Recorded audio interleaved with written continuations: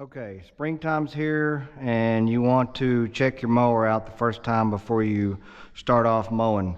First thing I always like to do is check the oil. So this oil here, I've already changed it and I'm about to go over a long story about that. So I don't know if the camera's picking that up, but it's nice and new and clean now. But when I first went to check it for this customer, the oil was way the heck up here. So the first thing that told me was that the gasoline that was in here was able to gravity feed down here into the crankcase where your oil is. And it doesn't matter what kind of brand mower you have, or even the engine for that matter. If you have one of these types where the gas tank is up above the engine, it can literally gravity feed down into here if everything is not working perfectly. So I'm going to show you another check you can do if you do find that, to confirm it. So we're going to take this hood off here. It's real simple on all these mowers too. Come over here first and just unplug your headlights if you have lights. And then in order to lift this hood off, you have to close it probably halfway. So get to about this point and pick it up and it'll just lift straight off of there. Super simple. Now you have wide open access to the engine.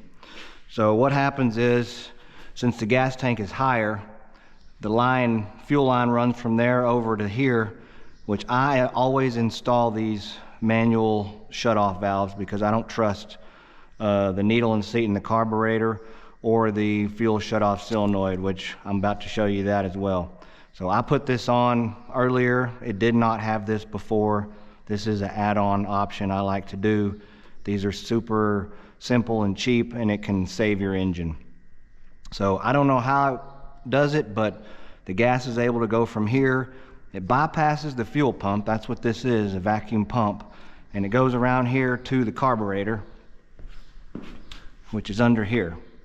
So what's supposed to happen when you turn the key off, there's a plunger in this solenoid and it's supposed to pop out, and that's supposed to keep the gas from continuing to flow through the engine. But they work for a little while and then they quit working, so that's why I don't trust them. But you can check these, so to speak, to see if it's working. You can reach down here and grab it, and then you can turn the ignition key on. You probably can't hear that, but it is clicking. So that's one way to check it.